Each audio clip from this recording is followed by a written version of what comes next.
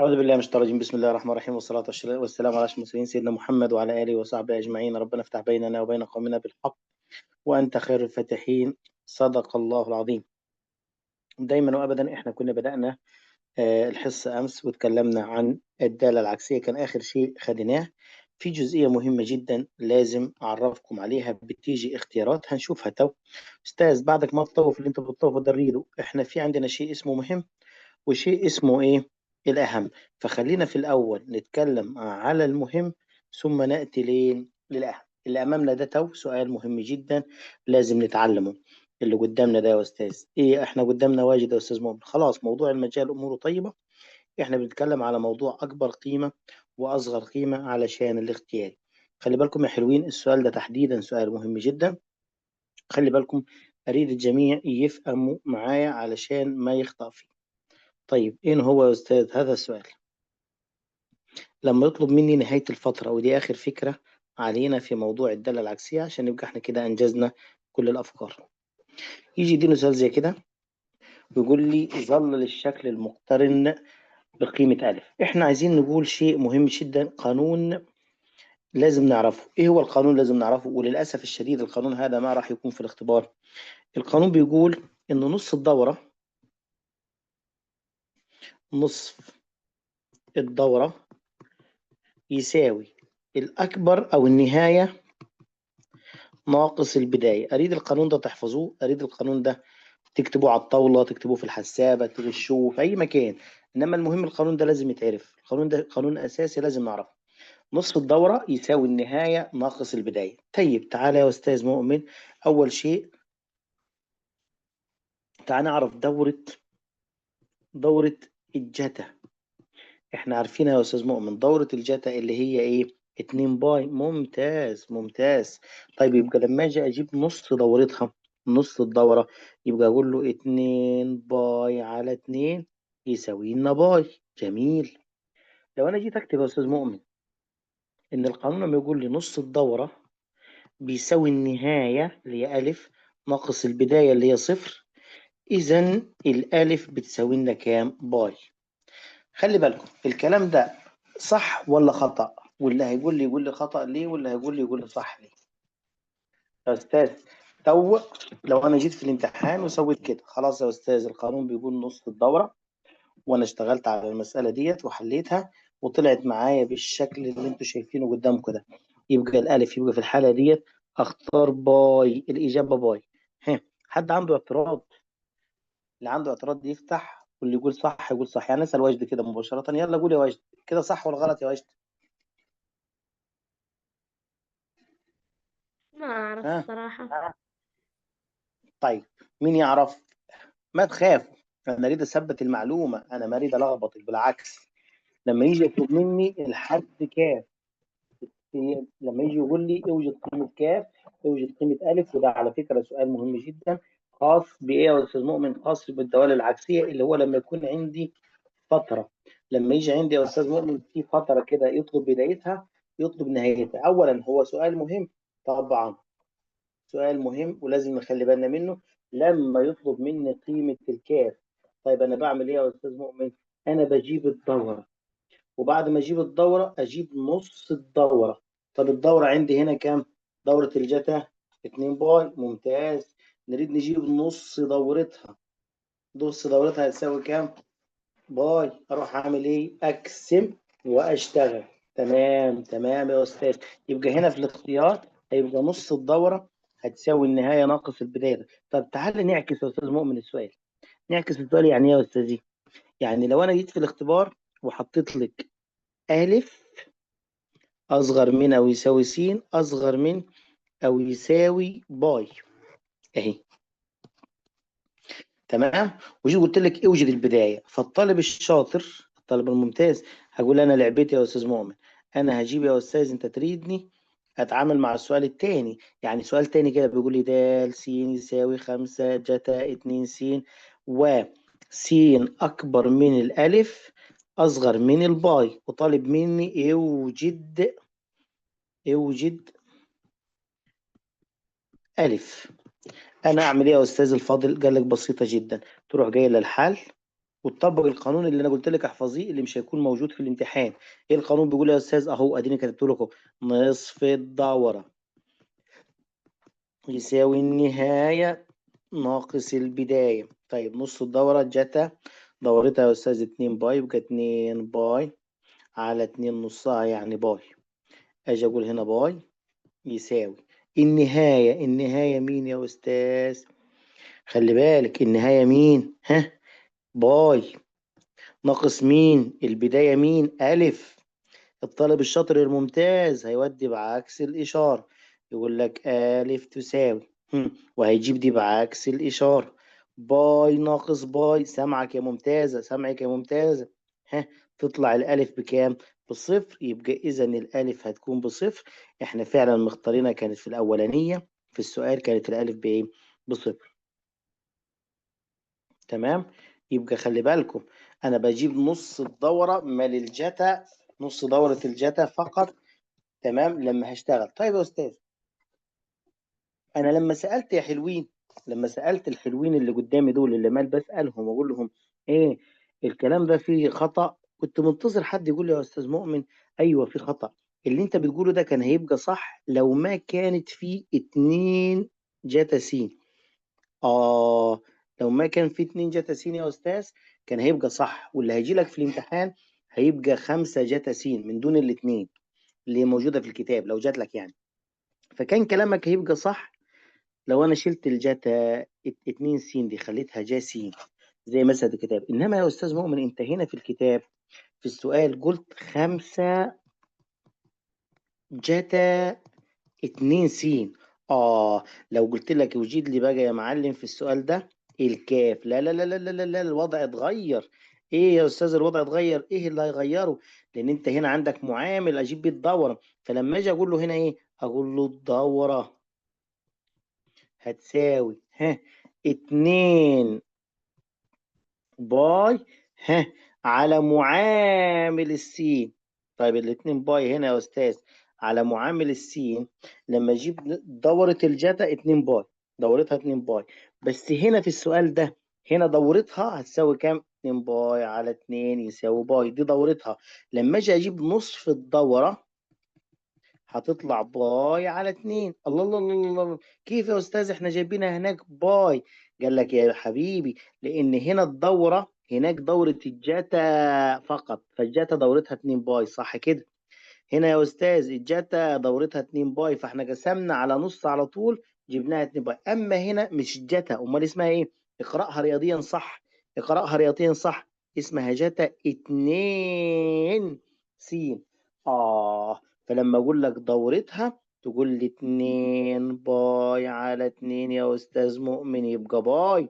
يبقى لما اجيب نص الدوره اقول له باي على 2 واكمل بقى. النهايه ناقص البداية، يبقى إذا الكاف بتساوي باي على 2. حذاري، حذاري إن حد يغلط في السؤال ده، السؤال ده مهم، السؤال ده مهم. يبقى لما أنا جيت أسأل كنت منتظر حد يقول يا أستاذ خلي بالك إن في معامل أمام السين. حلو. يبقى لما هتجيلي بقى المسألة بالشكل اللي إحنا قلناه حالا تو كده نخلي بالنا عليه. يلا كده نروح نشوف كده، نخلي بالنا ونختار. احنا شرحنا على مثال اللي فات. يلا بقى هنا نعتمد السؤال اللي قدامنا ده بوضعيته اللي موجودة عشان ما يكون في مجال للغلط، عشان ده سؤال مهم. يلا يا حلوين اعتبروا ان احنا شرحنا هناك. اعمل ايه يا استاذ مؤمن؟ اقول له الحل. ركزوا بقى، انا فهمتك في المثال ده. اول شيء نجيب له دورة، الدورة تساوي يا أستاذ دورة الجاتا، فهتكون عبارة عن 2 باي على معامل السين هنا 2، يعني الدورة طلعت بباي. أحسنت.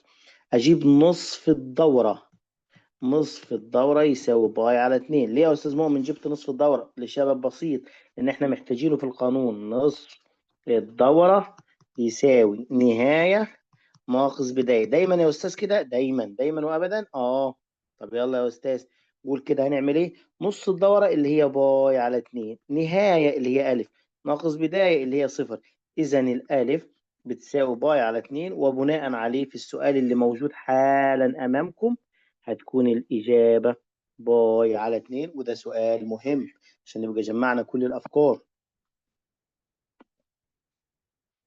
ممكن ناخد واحد تاني يا أستاذ مؤمن؟ حالا حالا ناخد واحد كمان أهو. أهو. وخلي بالكوا عشان لو جالك في الاختبار، موجود عندي في كتاب الطالب وكتاب النشاط، ودايما وابدا المسائل اللي لها اولويه، عشان ما تقول الاستاذ مؤمن جايب مسائل صعبه، هي المسائل اللي موجوده عندي في كتاب الطالب وكتاب الايه، النشاط، على الاقل يا حلوين، على الاقل مده 5 سنوات لقدام من توا. طيب، يبقى نشوف هنعمل ايه في هذا السؤال. هعمل الفكره، اجي هنا يا استاذ، دي جت يا استاذ مؤمن. عايزين بالراحة كده يا أستاذ عشان نفهم، عشان ما نتلخبط. أول شيء عشان تبقى عارف، الاتنين اللي قدام ده وده، الانسحاب والتمدد الرأسي، لا يؤثران على الدورة. لا يؤثران على الدورة. تمام. يبقى أنت شغلك عادي جدا. الأستاذ مؤمن قال لك تعمل إيه في النوع ده من المسائل؟ الأستاذ خبرنا قال لي أول شيء نجيب الدورة. طيب هي الدورة وضعيتها ايه؟ الدورة هنا تتجاب ازاي؟ دي جاه ودورتها زي الجاتا 2 باي على معامل دورتها 2 يا استاذ مؤمن، 2 باي. حلو. بعد ما تجيب باي تجيب حاجة اسمها نصف الدورة. طب نصف دورتها هي 2 باي، نص الدورة اللي هو مين؟ باي. نص الدورة. جميل جدا. اروح بقى مطبق القانون اللي انا هحفظه غصب عن انفي، لان القانون ده مش موجود عندي في الامتحان. نص الدورة يساوي نهاية ناقص بداية. القانون ده ما موجود عندي في الامتحان فلازم يحفظ. طب يلا يا أستاذ، نص الدورة احنا جبناها باي، يساوي نهاية اللي هي كاف، ناقص بداية ناقص باي على 2. انقل يا دكتور بعكس الإشارة، يبقى باي زائد باي على 2 يساوي لنا كاف. إذا الكاف بتساوي 3 باي على 2. وديروا بالكم من تو لسؤال زي كده يجينا إيه في الاختبار. يبقى احنا خدنا الأفكار المهمة في الدالة العكسية.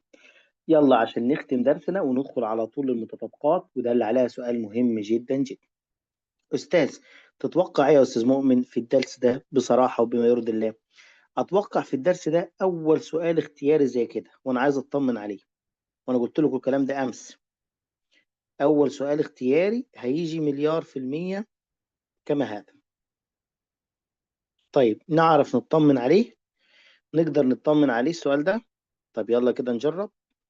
لازم يا بنات السنة دي يجيني سؤال في الاختيار على ده. لازم يا شباب السنة دي يجيني سؤال اختيار على ده. طيب أحط الألف والباء والجيم والدال. يلا كده توكل على الله طبقا للمفهوم اللي خدناه أمس. شوف هتختار ألف ولا باء ولا جيم ولا دال؟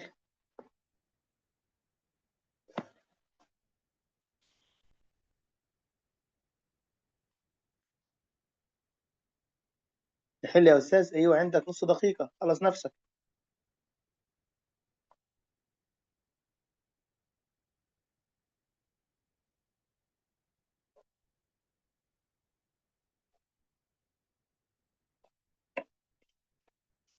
ما شاء الله، شفنا الألف وشفنا الباء، والطريق إن إحنا نشوف الجيم تو. في سؤال إحنا ماخدينه لسه أمس المسا، عدى وقته ما إجا.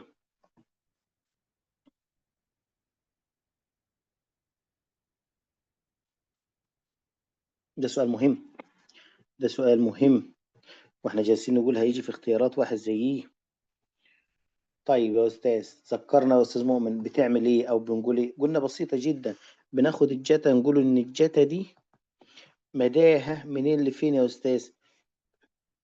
مداها من -1 إلى 1، ونبدأ نعمل التغيرات اللي موجودة في السؤال. يعني في -3 هنا، يبقى أضرب في -3. وخلي بالك عشان الكلام ده مهم. هضرب في -3 يبقى هضرب هنا في -3.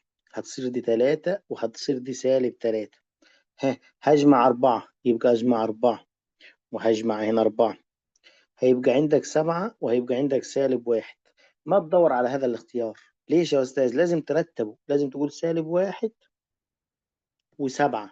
هنا -1 و7 يا أستاذ. كل اللي اختار ده جزاه الله خير كده فاهم السؤال. خلي بالك ده سؤال لئيم، حطته كده بالمعكوس عشان الطالب ما يحصل الإجابة سيدة مباشرة اللي هو يريدها. فتخلي بالكم من الفكرة دي بوجه عام، الفكرة دي بوجه عام، فكرة المجهول اللي احنا لسه واخدينها بوجه عام، فكرة الكسر السنة دي هذه معظم الناس حلتها صح، اللي هي هذه الكسر. هذه المسألة اللي أنا طلبت منكم تجيبوا المعكوس مالها دي مهمة جدا. طبعا السنة الماضية جاب لهم هذه المسألة بالضبط، وأنا كنت عاطينه لهم بالضبط. تمام. اللي فوقها دي كماها يا أستاذ. تمام، اللي فوق كماها. طيب لو احنا حابين نروح خلاص ألف ما مشكلة، نشوف اللي فيه نفس الحل. السالب السبعة والسالب واحد، كانت الألف كانت الدال مش هتفرق. نرجع له اهو. احنا عندنا يا أستاذ سالب تلاتة اللي هي الواحد والسبعة، واحد والسبعة اللي هي الألف. خلاص ما مشكلة. يبقى نشوف الإجابة. أهم شيء ما في الموضوع، أهم شيء في الموضوع إن هو ما معطينها لك مترتبة، يعني أنت هتلاقيها في الحل طالعة معاك سبعة جتا واحد، هتدور أنت هنا على سبعة وواحد ما شيء، وده هو استدلال على طول مباشرة. تروح عكسها تخليها واحد وسبعة وتدور عليها، تبقى الاختيار إيه؟ ألف. مسألة تمام. تعال نشوف بقى الجزئية، لأن أنا دي كنت أريدك تعرف فكرتها بس. طبعا في مسألة لو انت عرفت اللي احنا قلناه في الدالة العكسية ده خلاص امورك جدا طيب. تمام، لو انت عرفت اللي احنا قلناه في الدالة العكسية امورك طيب. تخيلوا يا حلوين، تخيلوا ان يجي لك سؤال زي كده في الامتحان ويبقى عليه 3 درجات ولا 4 درجات ولا 5 درجات. طيب لا يعني سؤال مقالة اهو اللي احنا خدناه اختياري. طيب الاستاذ مؤمن هيديك دقيقتين ويشوفك، يلا بسرعة.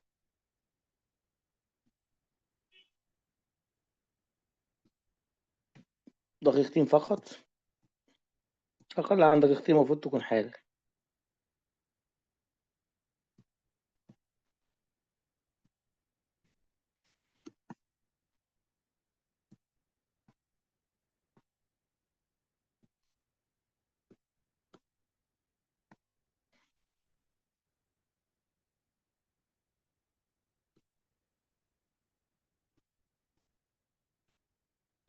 تمام.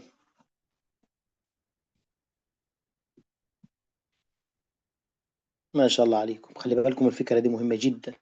احنا خدناها اليوم مرتين، خدناها اليوم في الاختياري واخدناها في المقالي، ووارد ان هي تجيلي بالطريقتين، مرة في الاختياري ومرة في المقالي. فديروا بالكم بالله عليكم، دي مسألة مهمة هي والمسألة اللي احنا حليناها. وعلى فكرة مش كلكم رسلت الحلول، انا شفت على السريع وانا براقب اليوم اللي رسلت الحلول بالضبط يمكن 5 طلاب او طالبات هم اللي رسلوا حلول المسألة اللي انا خدتها واجب امس.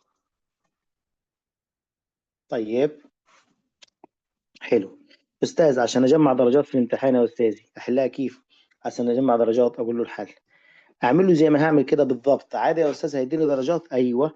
اقول له الدورة تساوي 2 باي نصف الدورة تساوي 2 باي على 2، يعني يساوي باي. تمام. اجي اقول له القانون اكتبه له نصف الدورة يساوي نهاية ناقص بداية. وهنا يرد على الناس اللي بتقول يا أستاذ عادي أبدل القانون ما يستوي. يبقى باي يساوي نهاية اللي هي كاف ناقص بداية اللي هي باي على 2. أروح أعمل كده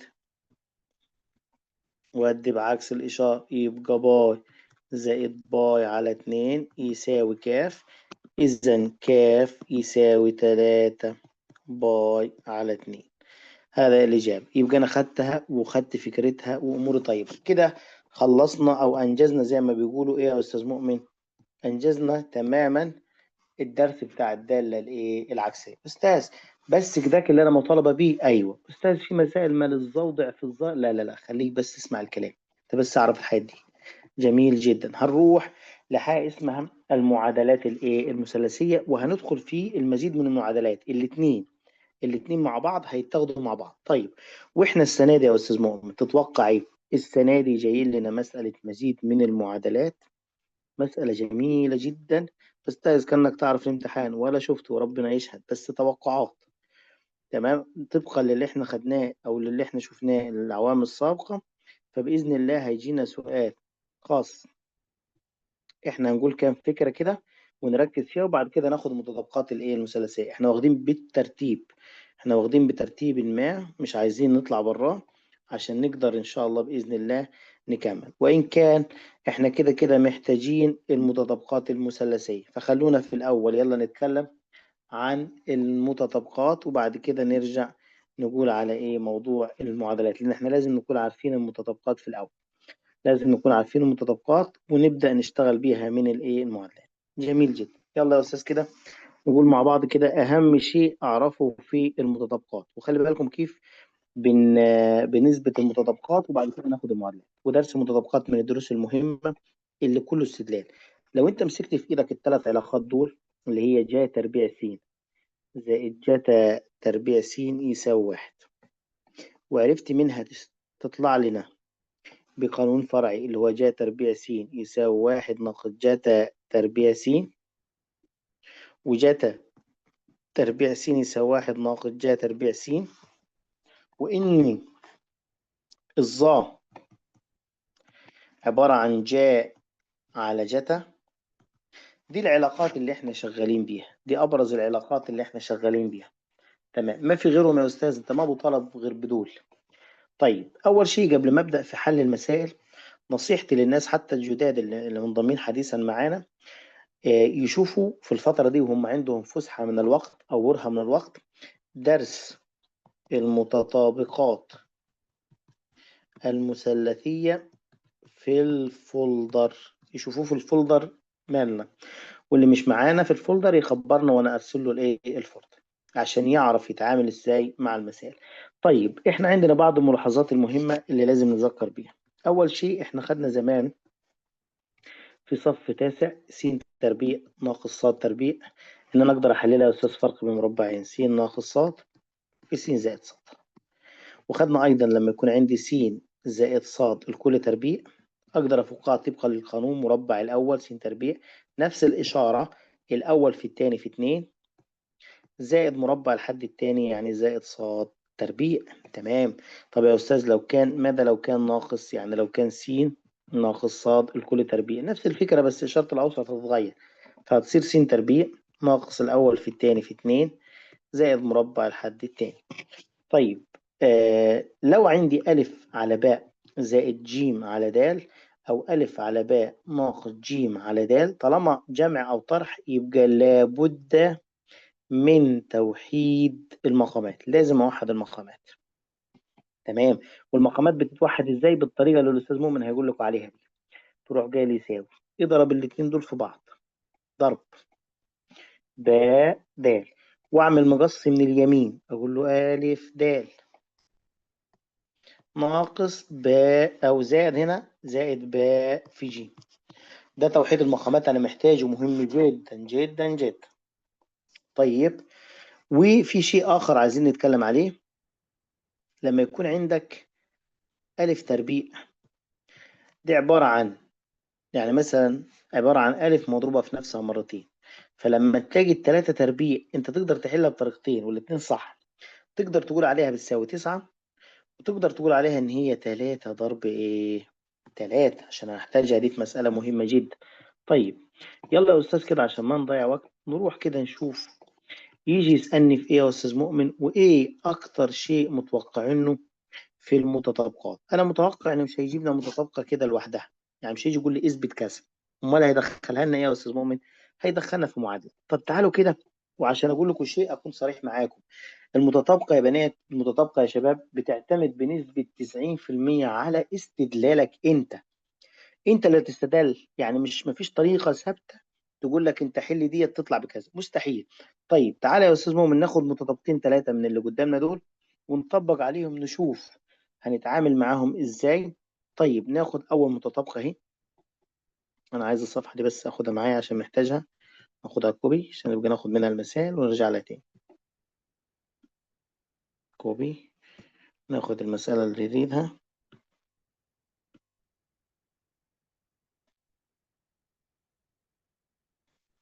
تمام.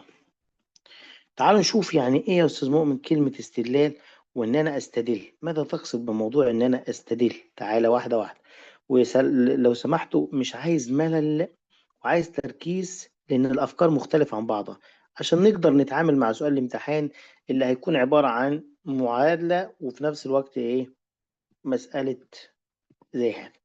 طيب أنا جالي سؤال زي كده، أنا ما أفقه في شيء فعليا حرفيا، أنا ما أعرف فيه شيء. أعمل إيه يا أستاذ؟ أقول له الحل. أول شيء هفكر فيه أو هشتغل فيه، أقول له أنا هشتغل على الطرف الأيمن. ليه يا أستاذ الطرف الأيمن تحديدا؟ لأنه هو الطرف يا أستاذ اللي فيه شغل. طيب أشتغل أعمل إيه؟ والله يا أستاذ مؤمن أنا ما عندي غير حاجتين. هو يريدني الطرف ده أطلعه إن هو يساوي ظا، يعني لازم يتبقى جا على جتا، لازم يتبقى جا على جتا. الطالب الشاطر هيقول بص يا أستاذ مؤمن لعبتي، ادي 2 جتا زي ما هي، وادي الاتنين اهي زائد. هكتب كده ناقص وافك القوس اللي عندي طبقا للقانون اللي انت علمتنا اياه تو. مربع الاول نفس الاشاره، اول في التاني في 2 زائد مربع الحد التاني. ممتاز. وانزل الجاسين جتسي. طيب اوعى تنسى ان الاشاره راح تدخل عندك، الاشاره تدخل على كل ده. يلا يا استاذ ندخل الاشاره على كل ده كده بالراحه خالص. يبقى 2 جتا س ناقص 1 ناقص 2 جتا س ناقص جتا تربيع س زائد 2 على جا س جتا س. ركز معايا، ركز وما تستعجلش. طيب هذا يا أستاذ كل اللي موجود عندي. أيوة حلو، ركز بقى يا بطل. واحدة واحدة. الطالب الشاطر هيروح يقول لي إيه؟ شوف يا أستاذ، أول شيء 2 جتا س ناقص 1 وهنا في زائد 2. فلو أنا جيت يا أستاذ مؤمن عملت حركة جميلة، شوفوا اللي هيحصل ده. الطالب الشاطر هيقدر يخلي المسألة 2 جتا س ناقص جتا س وعندك جتا تربيع س. أنا ريت أخلي بس جتا فوق. طيب شوف معايا يا أستاذ مؤمن بالراحة، واحدة واحدة، ودي اسمها استدلال أهي. أستدل أقول له يساوي. أعمل إيه؟ أنا فكيت. طيب عندك 2 جتا س وعندك ناقص 2 جتا س، هتقول لي ايه؟ انا يا استاذ هقول يا استاذ مؤمن اودي دي مع دي. ليه وديتهم يا ابني؟ لان يا استاذ مؤمن بمنتهى البساطة دي بالموجب ودي بالسالب. احسنت. طيب وعندي يا استاذ مؤمن هنا سالب 1 وعندي هنا 1 2، يبقى عبارة 1 ناقص جتا تربيع س. الله عليك. على جاسين جتاسين. ممتاز. أستاذ مؤمن ما أنا واخد يا أستاذ وعارف إن ديت أقدر أشيلها وأخليها جا تربيع سين. ممتاز. على جاسين جتاسين. الله عليك. أقدر يا أستاذ كده أخد التربيعة ديت أطيرها مع الجا، هيتبقى عندي يا أستاذ الفاضل جاسين على جتاسين يساوي لنا مين؟ ظاسين يساوي الأيسر. يبقى أنا العبرة كلها كانت في الفك. مشيت مع السؤال واحدة واحدة. يبان لك إن السؤال صعب، يبان لك إن السؤال طويل، بس لما تمشي معاه حبة حبة هتلاقي أمورك طيبة. ونصيحتي التسجيل بعد الحصة احسب ساعة بالظبط وتلاقيه في الفولدر. لو عايز تشوفهم تاني بعد الحصة مباشرة شوف تاني كده يا أستاذ. كيف؟ مين قال راحت؟ حد يرد على زميلكم. مفيش تركيز. حد بيقول -1 كيف يا زائد أستاذ؟ 2 يساوي 1. ده بيقول لك راحت. أنا ما روحتها، أنا عندي -1 زائد 2 على حسبتك الجميلة يطلع 1 وهيتبقى لك جتا. طب الشكل ده 1 ناقص جتا تربيع س ده بيفكرك بإيه؟ يا أستاذ صح، شكرا يا أستاذ. ما أنا قلت لازم تركيز، لازم تركيز. وده أي معلم على مستوى الكرة الأرضية يقول لك هديك طريقة تحل بيها المتطابقات، اعرف إنه معلم ما يفقه شيء. أي متطابق غير التاني وبتعتمد على الاستدلال. الاستدلال يعني لازم تستدل وتشتغل. تعالى معايا كده، اعتبر إن أنت ما تعرفش شيء عن المسألة دي. أنا ما أعرف فعليا شيء عنها يا أستاذ مؤمن، صدق يعني. طيب تمام. جات لك سؤال زي كده وده سؤال حلو وجميل جدا. جالي سؤال كما هذا. طيب اعمل ايه يا استاذ؟ الله المستعان، بعيد الشر. صعبة كان يا استاذ مؤمن؟ لا على فكرة ده سؤال هام جدا، هام جدا، شكله يخوف انما هتلاقي اموره طيب. والله يا استاذ يوم يجيني سؤال زي كده انا هقول له الحل وهشتغل على الطرف الايمن. أقول له الطرف الأيمن يساوي. ما عندي يا أستاذ مؤمن للأسف الشديد غير هو قانون واحد، أدي واحد ناقص، هشيل الظاء وأقول جا تربيع س على جا تربيع س، ما عندي غيره. وتحت واحد زائد جا تربيع س على جا تربيع س. الله عليك يا حبيب والديك، أنت ممتاز، أنت طالب ممتاز، أنت كده على أول الطريق الصح. فعلا أنا ما عندي غير الظاهر، هي تعويضة كده. تمام.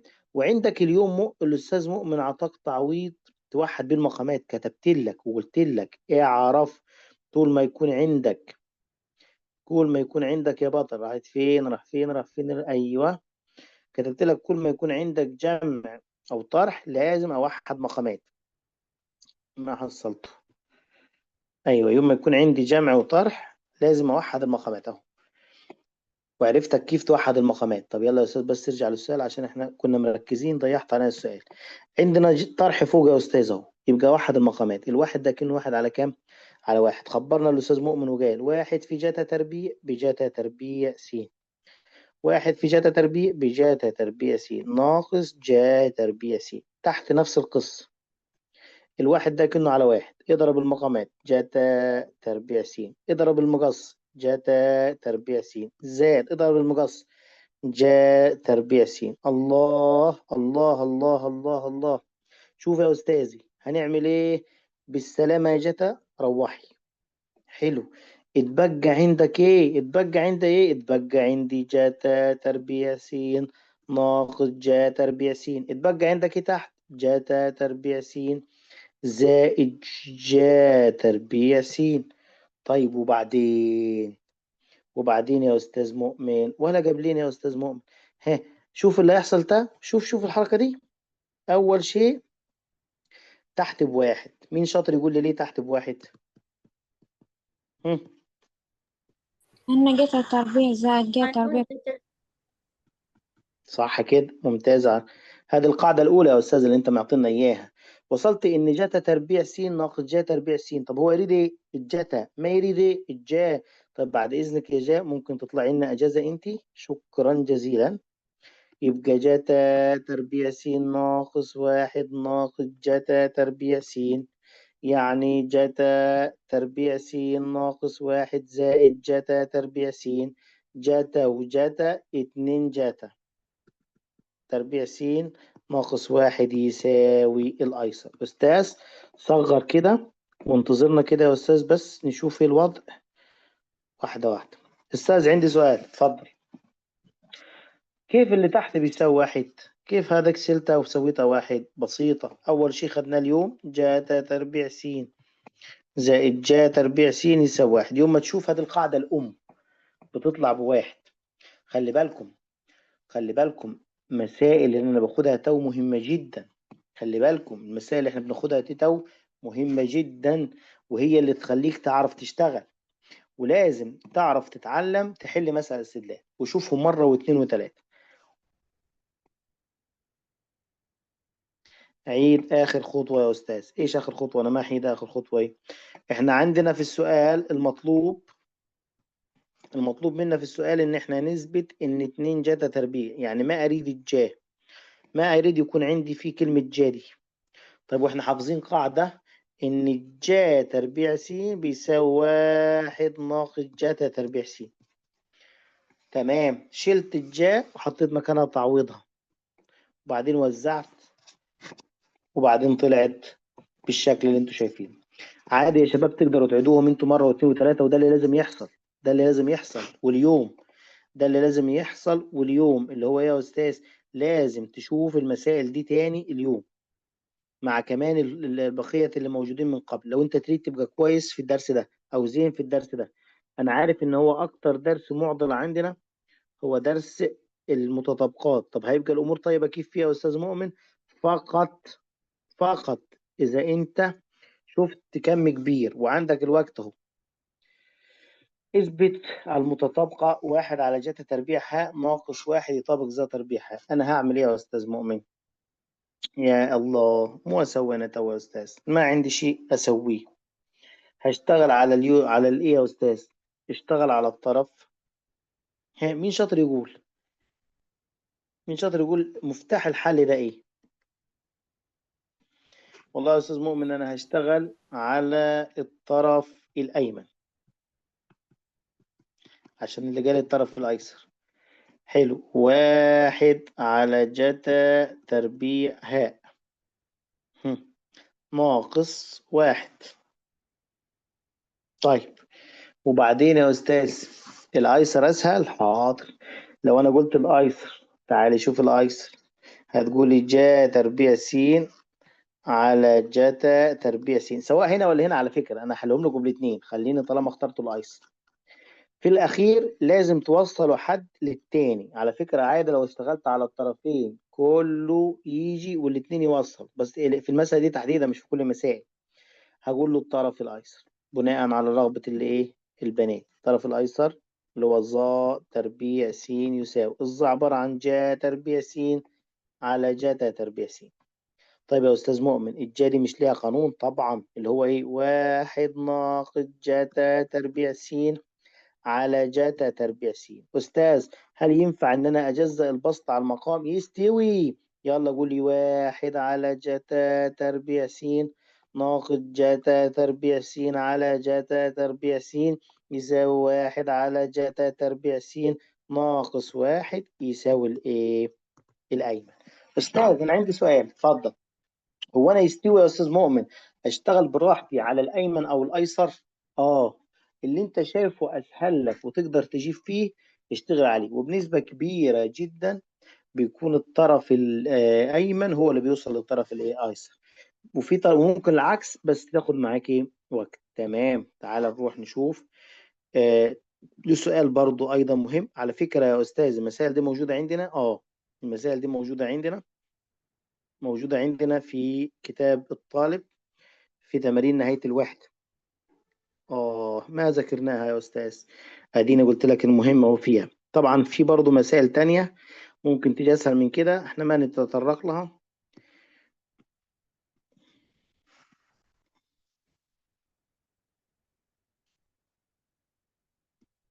اثبت صحة المتطابقة الآتية.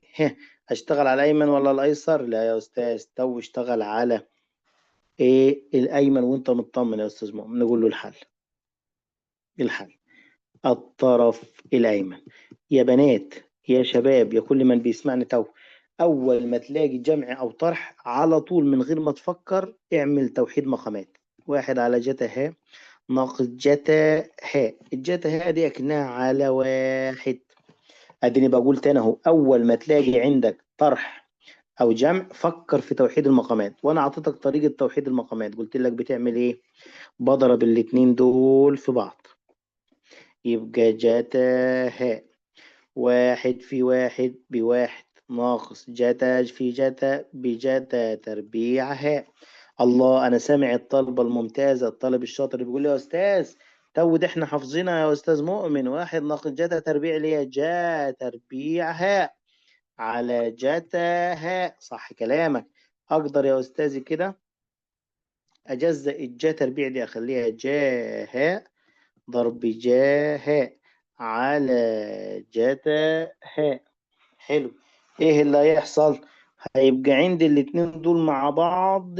احسنت، يديني ظا، او بلاش كده، شوف على حسب الطرف مكتوب ازاي. تمام، اروح اقول له يا استاذ شوف كده يا استاذ مؤمن، الاتنين دول مع بعض يعطوني ظا، فيبقى ج/ه ضرب ظ/ه يساوي الايسر. تمام. طيب يا استاذ نيجي بقى للمسألة اللي انا متوقع ان هي تيجي للاسف الشديد. فين يا استاذ هذاك السؤال؟ عشان بعد كده نروح. طيب بس هيجيبه لكم في معادلة، وهذكركم كيف. نروح هنا كده. السؤال هذا من المسائل اللي جدا مهمة. ده ممكن يقول لي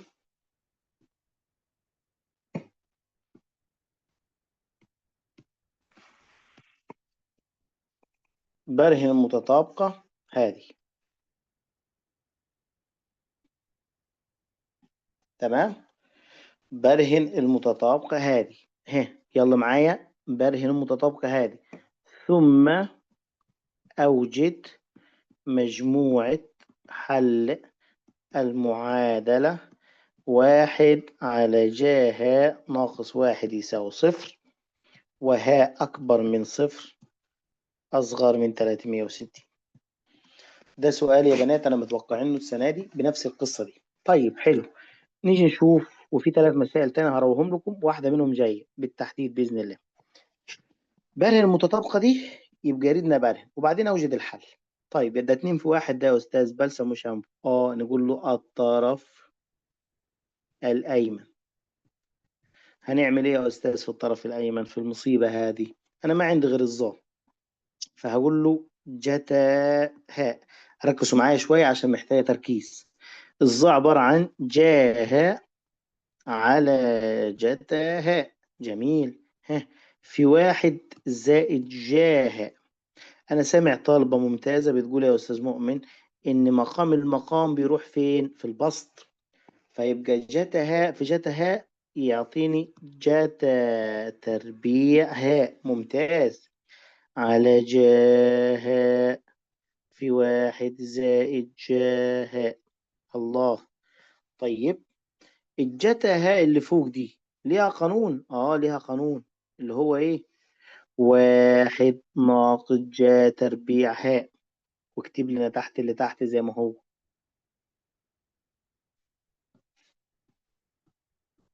اللي فوق ده ينفع يتحلل؟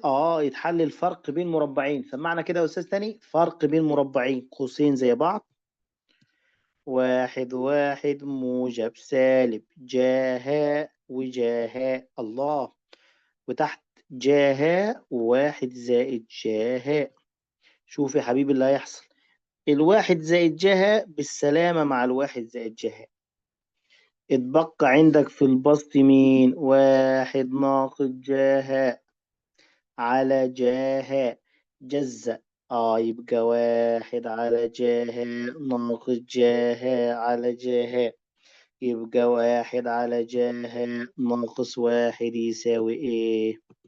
الأيسر. يا رب يا أستاذ مؤمن، يا رب ما يسمع منك وما تيجي هذا السؤال. ليه يا حبيبي؟ بالعكس، ده أنت عرفتها خلاص. بالعكس أنت المفروض تدعي تقول يا رب تيجي.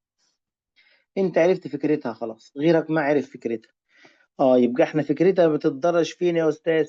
إن أنا عوضت عن الظاهاء طلعت جاها على جتا هاء، وبعدين طلعت الجتا فوق اتضرب الجتا في الجتا عطاني جتا تربيع هاء. طيب الجتا تربيع هاء دي ليها قانون عندنا حافظه زي اسمي ما ينفعش انساه، اللي هو ايه؟ 1 ناقص جا تربيع هاء. كتبته. وبعدين فرق بين مربعين، 1 في 1 موجب وسالب جاء راحوا مع بعض، اتبقى لك 1 ناقص جاء على جاء. فصارت المسألة اللي انت شايفها صعبة ان شاء الله تبقى سهلة، وخلي بالك منها وانتبه ليها جيدا. تمام. اسمع كده من مين يساعدنا؟ لازم انا اقول اسماء، ما في حد مباشرة يعيدها لزمايله يكسب فيهم ثواب. خيركم للناس انفعكم للناس، الرسول صلى الله عليه وسلم قال كده. ها، مين يتفرع ويشرحها اللي فهمها ولا ما حد فهمها؟ إنه أول شيء أنا هشرح. قول يا جميل. ان شاء الله تجيبي 100 يا بنت واجدة عشان انت بتحبي تفيدي إن الناس. شاء الله أستاذ. امم هنحول قول. الظاهر جاها على جتها. بعدين امم مقام المقام بسط، فهتجي جتا تربيعها. بعدين امم جتا تربيعها لها قانون 1 ناقص جا تربيعها. فهنشوف فرق بين مربعين، وهتروح هنسوي 1 زائد جاها 1 ناقص جاها، وتروح 1 زائد جاها على 1 زائد جاها. بعدين يبقى لنا 1 ناقص جاها على جاها. بعدين هنسوي 1 على جاها ناقص جاها على جاها. أحس ما حد فهم. 1 ناقص جاها ناقص 1 يعطينا، لأنه جاها على جاها يعطينا 1. ممتاز. لا ما تقولي كده، هم فاهمين. بالعكس، ده انا لما قلت لهم ان السؤال ده مهم كلهم غصب عنهم هيفهموه وهيركزوا فيه. اولا هي الفكره كلها احسنت يا وجد، ان احنا حولنا الظاء الى جاء على جد، وبعدين طلعناها فوق. وبعدين لازم تعرفوا ان لازم يجيني سؤال استدلال، ولازم هيجيني سؤال شبيه باللي احنا شغالين فيه ده في النقطه دي تحديدا، والسلطنه كلها تطلع تتكلم عليه. يقول لك جنة متطابقة وبعدين حل معادلة متطابقة أنا جلست فيها ساعة أطلعها أنا جلست. اللي فاهم واللي مركز هو اللي على طول هيعمل خطواته مباشرة يطلع الإثبات. اللي هيجلس يهيس كده ويدور يمين، أنت لو بعدت عن خطوة من الخطوات اللي إحنا فيها ده هتوه. فتركز وتحلها بإيدك، وأنا بحط لك كده بعض الأنوار على أشياء لازم تنتبه لها. بتنتبه لها. طيب لسه في كمان جزء إحنا لسه ما خلصناه، اللي هو إيه؟ بيقول لي يا أستاذ حل المعادلة اللي هي إيه؟ جذر واحد على جهة ناقص واحد. طيب يبقى أنا أقول له واحد على جهة ناقص واحد يساوي صفر، ودي بعكس الإشارة، يبقى واحد على جهة يساوي واحد، لكنها على ضرب تبادلي، يبقى جهة يساوي واحد. حلو. أروح جاي له إيه يا أستاذ مؤمن زي ما كنا بنحل؟ موجبة. يبقى موجبة في الربع مين يا أستاذ؟ الأول والثاني. أروح كده يا أستاذ أكتب له على الحسابة، يبقى الهاء بتساوي جاء السالب واحد واحد. أكتب كده على الحسابة شيفت ساين واحد يساوي، ها طلعت كام معاكم؟ 90. 90 درجة. طيب في الربع الأول 90، طب وفي الربع التاني 180 ناقص 90. طيب حلو. أجي بقى يا حلوين طالما طلعت معايا 90 ودي من المسائل الخاصة، تمام، أروح جايب لازم لازم لازم أجيب اللي هقول لكم عليه دول الأربع أشياء دول. هنا صفر، لازم تعرفوا عشان تعرفوا تشتغلوا عليها. لو أنا قلت لك ساين صفر، ساين 90، ساين 180، ساين 270، ساين 360. يلا هنبدأ مع وجد. امسك حسابتك يا وجد وساعديني يلا. ساين صفر طلع معاكي كام يا وجد بسرعة؟ ها، ما عندها حسابة ولا ايه؟ ميرا قولي. صفر. صفر. صفر. ساين 90. واحد. ساين 180. صفر. صفر. ساين 270. سالب واحد. سالب واحد. ساين 360. صفر. حلو. الوحيدة اللي فيها واحد يبقى أقول له ها بيساوي 90 درجة. طيب يا أستاذ لو حط لي اتنين زي ما نشوفها هتطلع بنص ونبدأ نشتغل. أهم ما في الموضوع الإثبات الأولاني، وممكن على فكرة زي ما سوى في الامتحان العام الماضي يجيبها لك من غير إثبات مباشرة. طيب تعال نروح لسؤال مهم. آه طيب الأشياء ديت اللي قلتها لك دي بتاع التوحيد تبقى عارفها. فين السؤال المهم يا أستاذ؟ شوف كده معايا وشوف شكلها في الامتحان. هرويك شكلها في الامتحان بيجي ازاي. طبعا ديت كلهم سهلين، ما فيهم أي أشياء توحيد مقامات. يعني حتى المسألة دي موجودة عندنا. اثبت إن جا س هتبقى هدية، هذه هتبقى هدية اللي تحت دي أو اللي فوق. تعالى كده ناخد منهم واحدة. كل ده سهل يا أستاذ؟ أيوه كله سهل لو أنت عرفت اللي فات. الصعبين أنا شرحتهم لك. طب إن شاء الله يا أستاذ يمكن يجيب لي السهل. طبعا يجيب لك السهل. ده غير إن أنا قلت لك على شيء مهم. انا اتفقت معاك وقلت لك ان انت هترجع للي انا شارحه في المتطابقات في الفولدر عندي. ليه يا استاذ؟ عشان تضمن تحل سؤالك وتبقى مطمن. تعال شوف السؤال ده كده تعرف كيف ان ده يطلع باتنين. سهل يا استاذ، ما احنا قلنا الصعب خدناه، ده سهل كل اللي هتشوفه بعد كده سهل. يقول لك اثبت صحة المتطابقة الآتية. ركزوا معايا، هناخد دي بس وبعد كده نخش في مزيد المعادلات عشان خلاص نخلص. جا س زائد جتا س وكل تربيع. مربع الأول نفس الإشارة، أول في التاني في اتنين، زائد مربع الحد التاني. تمام. زائد هنفك التانية بنفس الطريقة. مربع الأول نفس الإشارة، أول في التاني في اتنين، زائد مربع الحد التاني. فأنا سامع طالب شاطر يقول لك أستاذ مؤمن هذه راحت مع هذه. ليه يا ابني؟ عشان ده بالموجب ودي بالسالب. طيب احنا عارفين ان ديت عبارة عن واحد شاطر، وديت عبارة عن واحد شاطر، يساوي اتنين، يساوي الطرف الايه؟ الأرض. الله، سهلة يا أستاذ. طب ما أنا قلت لك من الأول إن دي سهلة. مستحيل يجيبها يا أستاذ، لا ما نقولش مستحيل. هو لو خد قرار إن الامتحان سهل هتلاقي كل الحاجات اللي احنا اتكلمنا عنها هيجيب لك السهل اللي فيها وواجد السهل اللي هو فيه. طيب احنا قلنا يا أستاذ لما يجي سؤال زي كده جاتا أس 4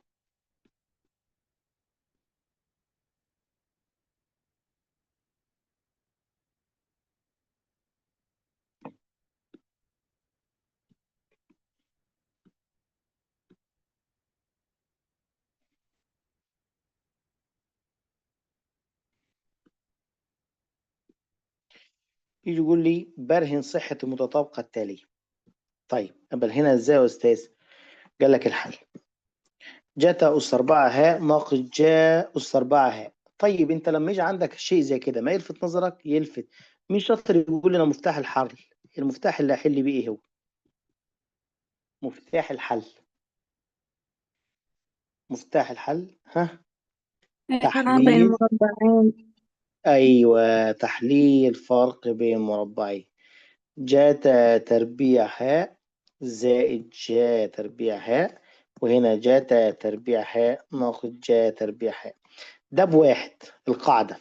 يتبقى عندك جاتا تربيع هاء ناقص جا تربيع هاء. طب هو ما يريد كلمة الجا لأن عندك الجاتا اللي في أشيل الجا دي وعوض عنها بواحد ناقص جاتا تربيع هاء، بس ما تنساش القوس. شوف كده يا بطل، يبقى جاتا تربيع هاء ناقص واحد زائد جاتا تربيع هاء. طب جاتا زائد جاتا أحسنت، 2 جاتا تربيع هاء ناقص واحد يساوي لنا مين؟ الأيسر. شفت ازاي عاملة السؤال؟ تشوف هتحس انها صعبة. فرق بين مربعين وعوضنا عن الجي. أهم شيء أهم ما في الموضوع إن أنت تكون حافظ القواعد اللي هي جا تربيع زائد جاتا تربيع يساوي واحد. ممتاز. هنيجي بقى لموضوع حل المعادلات. لما يطلب مني حل المعادلات المثلثية والمزيد أنا عندي 3 أفكار لازم تعرفهم. فكرة العامل المشترك، فكرة يا أستاذ المسألة الثلاثية. يعني إيه عامل مشترك ويعني إيه مسألة ثلاثية يا أستاذ مؤمن؟ يعني اللي فيها كده، يعني السؤال أيوة اللي فيه عامل مشترك زي هذا. خلي بالكم بقى عشان أنا هدي 3 مسائل على المعادلات وبقي لي بالظبط مسألتين على المزيد من المعادلات. والله وعد سبحان الله، يعني عشان ربنا يصدقنا فيه طالما أقسمنا بالله إن شاء الله فكرة زيهم إذا ما جاتلكش ديت وفهمت دي هتعرف تحل اللي جاية في الامتحان، لأنها تكون أسهل منها بكتير جدا. من هين جبت الثقة دي يا أستاذ؟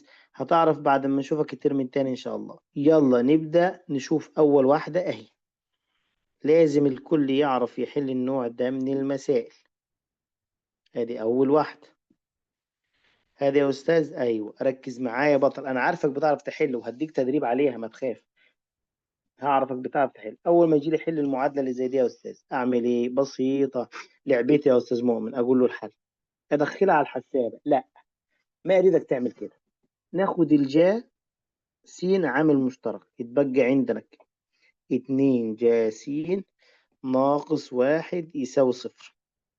لما خدينا الجا س عامل مشترك 2 جا تربيع س على جا س يديني 2 جا س ناقص واحد يساوي صفر. وصار عندك اما جا س يساوي صفر ها، وإما 2 جا س ناقص واحد يساوي صفر. نقل بعكس الإشارة يبقى جا س يساوي واحد، يبقى جا س يساوي نص. ركزوا معايا بالله عليكم في اللي أنا أقوله ده عشان مهم. خلينا في الأول في اللي فيها جا س يساوي نص وبعدين نروح هناك. هنتبع الطريقة اللي أنا هحل بيها ديت في الامتحان عشان أضمن درجتي. إيه هي يا أستاذ؟ أول ما توصل إن جا س يساوي رقم، جاتا س يساوي رقم، ظا س يساوي رقم، على طول خد السين كده وقول له جا أس سالب واحد نص، وروح على الآلة الحاسبة اكتب شيفت ساين نص. ترد عليك الحسابة تقول لك 30، يبقى تكتب كده س يساوي 30 درجة. تمام. وتروح جاي عامل اطار زي ما انا هعمل كده على الجا كده. تروح شوف زي ما انا عامل كده في الحته دي كده. اريد اشوفك الحلول دي تعملها. الجا موجبه في الربع الأول والثاني. أحسنت. تيجي بقى تقول س واحد يعني في الربع الأول 30 درجة، س اتنين في الربع الثاني يعني 180 ناقص 30 درجة يساوي 150. الله عليك لو عملت لنا كده تبقى أمورك طيبة جدا. هل احنا خلصنا؟ لا، لأن احنا في واحدة هناك احنا سايبينها اللي هي الس بيساوي صفر، فأنا هقول له س بيساوي جا أس سالب واحد صفر. ها، مين بقى يقول السين بكام؟ ودي لازم تتحفظ لما يكون عندك جا س. صفر ومية أولا وثمانين وثلاثمية وستين. صفر و180 و360 هدول لازم نحفظهم. جاتا صفر وجا صفر لازم عشان تروح جاية كده كاتب مجموعة الحل بتساوي صفر و180 و360 وضيف عليهم ال30 وال150. هصغر كده وشوف وركز، أريد الخطوات ديت في أي مسألة حل معادلات. أي مسألة أنا عندي نوعين، النوع ده مهم جدا اللي باخد فيه عامل مشترك، مهم جدا جدا جدا. وفي مسألة هديها لك تدريب مش هشرحها لك غير بعد ما تاخدها تدريب، تمام؟ أشوفك هتعرف تحلها ولا لأ وهتنتبه لها ولا لأ، ومسألة مهمة. طيب ده نوع مهم. فين النوع التاني يا أستاذ؟ أنت قلت في نوع تاني. ده نوع تاني مهم جدا جدا وهديها لك زي ما أنا متوقعها. اهي السؤال رقم 19 في الامتحان اهي. شوف كده يا بطل اهو، موجود عندك آخر مسألة في كتاب الطالب. آخر مسألة يقول لك كده حل المعادلة جا تربيع س زائد. مين يعطينا مفتاح الحل؟ ها، يكون شاطر يعطينا مفتاح الحل. نقسم على جتا تربيع س. الله يرضى عنك يا بنتي وجد. تمام، يبقى نقول له كده نقسم الأطراف على جا تربيع س، فيصير عندي جا تربيع س على جا تربيع س زائد 3 جا س ضرب جتا س على جا تربيع س زائد أستاذ 2 جتا تربيع س. هقسم على جتا، عارف اصبري على جا تربيع س. حلو، لأن الناس لما تمسك السؤال وتحل مباشرة تقول لك أقسم على جا يا أستاذ. حبيبي إحنا ما بنقسمش وخلاص، ما اقسمش على جا وخلاص ولا جاتا وخلاص. أنا قسمت قدامك على جاتا، استفدت إيه؟ جاتا تربيع على جا بواحد، طب جاتا على جا ما ليها عندي تعويض. طيب أمال مين اللي هتفيدني؟ اللي أنا حافظها. أنا حافظ الظا بتساوي جا على جاتا وليس العكس. يبقى لما تيجي تقسم على شيء تستفاد منه، مش تقسم وخلاص على أي شيء أنت شايفه. يبقى اللي هيفيدني أحسنت جاتا تربيع س، جاتا تربيع س، جاتا تربيع س. يلا بقى نمشي واحدة واحدة. جا تربيع على جاتا تربيع حافظينها يا أستاذ، ظا تربيع س زائد الجاتا راحت مع واحدة من التربيع، واحدة بس دي راحت مع واحدة من التربيع. صار عندك 3 جا على جتا يديني 3 ظا س، وانا هكتبها لك فوق اهي 3 جا س على جتا س. حلو، زائد الجتا راحت مع جتا يتبقى 2. الله، ده بيساوي صفر. شكرا يا استاذي. هنعمل ايه بقى يا استاذ؟ هتبدأ يا بطل هنا مسموح ليك بالحسابة بس بشرط تسمع كلام الأستاذ مؤمن للآخر. هتروح للحسابة هتكتب مود 4 أو 5 3 أو حسب زي ما أنت، والA معامل السين تربيع 1 والB معامل السين اللي هو الظا يعني 3 والC 2 أكتبهم بإشاراتهم. يلا طلع لي الظا بكام؟ سالب واحد وسالب صعبة 2. وسبعين. حلو، لازم في الامتحان أعمل له كده شرط يا أستاذ. أيوه عليها درجة، أدخلها جوه الأقواس بالعكس. لما تشوف نموذج الإجابة هتلاقي هنا الدرجة محطوطة هنا. تمام، حلو. يا أستاذ صار عندي مسألتين منفصلتين، أعمل كده وآخد الظا لوحديها س بتساوي سالب 1 وآخد الظا س بتساوي سالب 2 أكنهم مسألتين ما لهم علاقة ببعض واشتغل على كل واحدة لوحدها. طيب يا أستاذ هنبدأ نعمل إيه؟ الأستاذ عرفنا وقال ممكن هنا أقدر أكتب الوصف، يعني أقدر أقول له إيه؟ سالب في الربع الثاني والرابع. طيب يبقى س بيساوي ظا أس سالب واحد. مالكش دعوة بالإشارة، الإشارة أبدا ما تدخلش في الإيه، في الحسابة. يبقى أكتب له شيفت تان واحد. ولحظة بقى، في ملحوظة مهمة وخطيرة هنبه عليها. قبل ما تكتب شيفت تان تركض على مجال الدالة. هل هو عطيلك بالدرجات ولا عطيلك بالباي؟ طب يا أستاذ هي راح تفرق؟ أيوة، لو هو عطيك بالدرجات أمورك طيبة، اشتغل على الديجري عشان تطلع بالدرجات. طب لو كان عاطيني يا أستاذ مؤمن بالباي، لا يا حبيبي، كده كنت هتشتغل على الراديان. يبقى شيفت تان واحد يساوي، طلعت معانا بكام؟ 45. 45 درجة. يبقى أقول له س 2 اللي هي الربع التاني 180 ناقص 45 ب135. س 4 الربع الرابع 360 ناقص 45 يعني 315 درجة. وحاول ما تنساش شيء. تعال نروح للربع التاني. الربع التاني المسألة التانية نفس الطريقة. أقول له سالبة في الربع الثاني والرابع. حلو. يبقى اجي اقول له ظا، اقول له كده س تساوي ظا أس سالب واحد 2. شيفت تان 2 يساوي، طلعت بكام؟ 63.43. حلو تمام. اروح جايب كده يا عسلات، اقول له س 2 يعني اللي في الربع الثاني 180 ناقص 63 و43 واشوف هتطلع بكام. س 4 360 ناقص 63.43 واشوف هتطلع بكام. يلا حد يدينا النواتج. الأولى الأول 116.57. حلو. تانية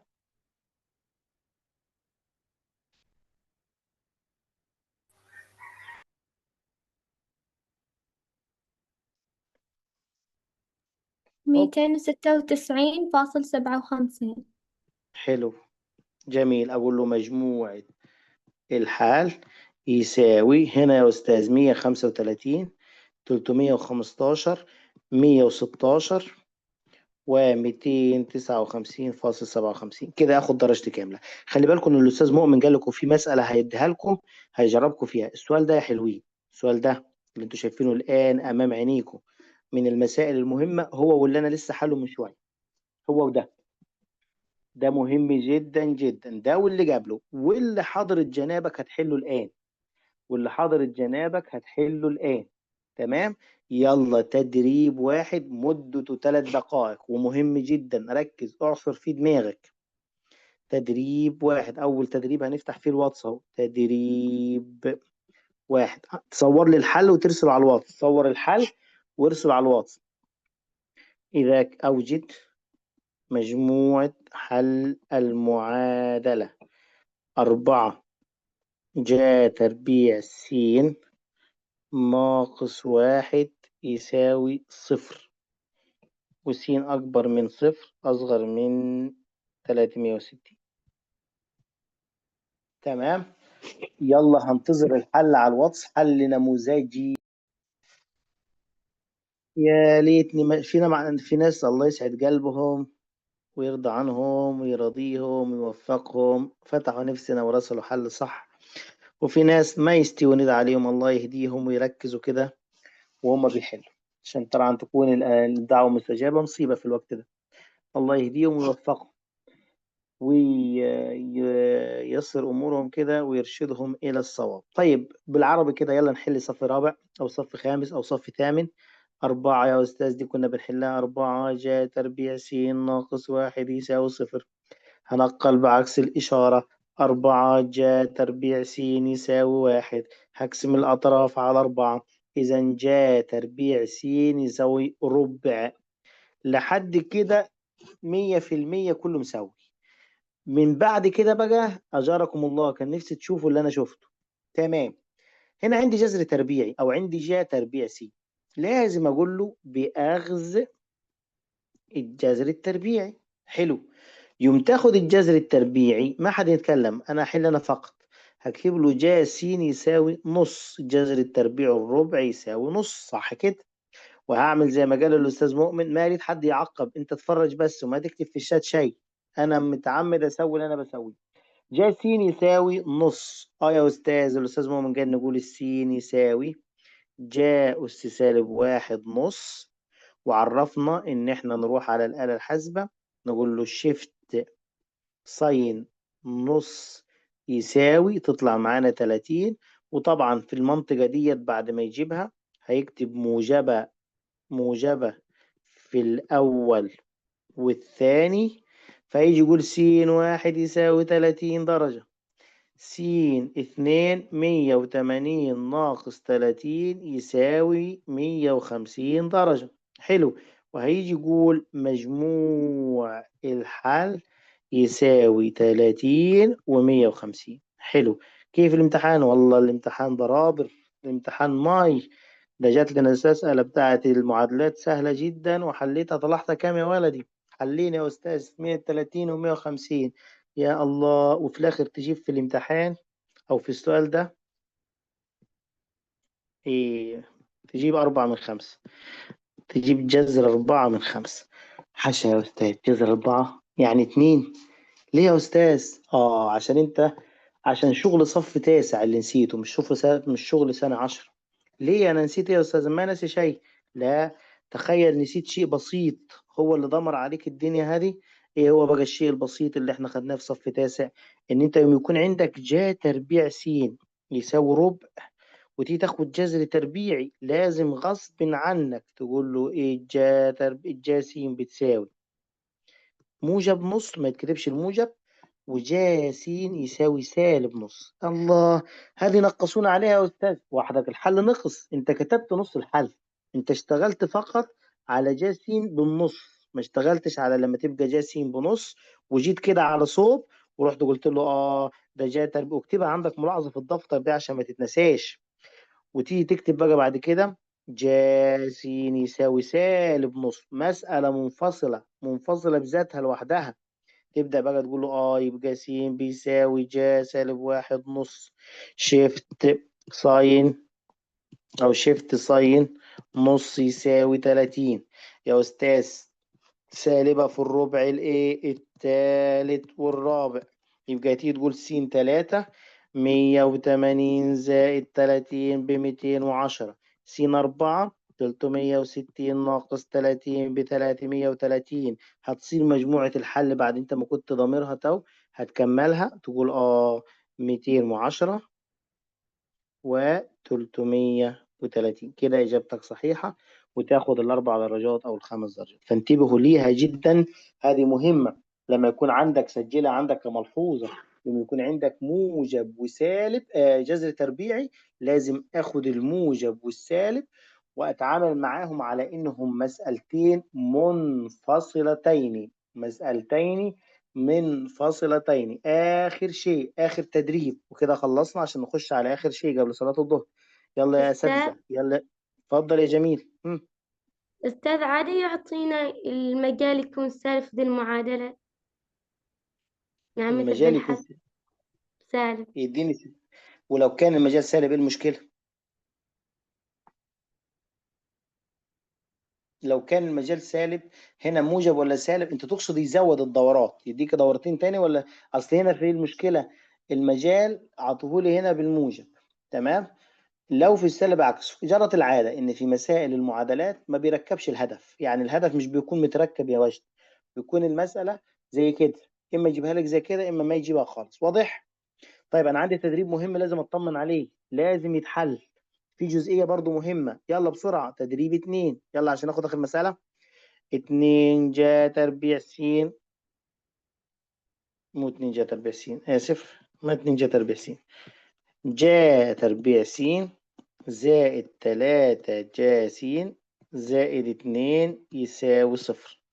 والمجال من 0 إلى 360. ها، وهذه عندك دقيقتين تكون خلصتها. نبقى احنا نحل يا أستاذ؟ أيوة طبعا نبقى أنت تحل. هذه مسألة فيها فكرة بسيطة أطمن عليها، وبعد كده ناخد احنا اللي نريده.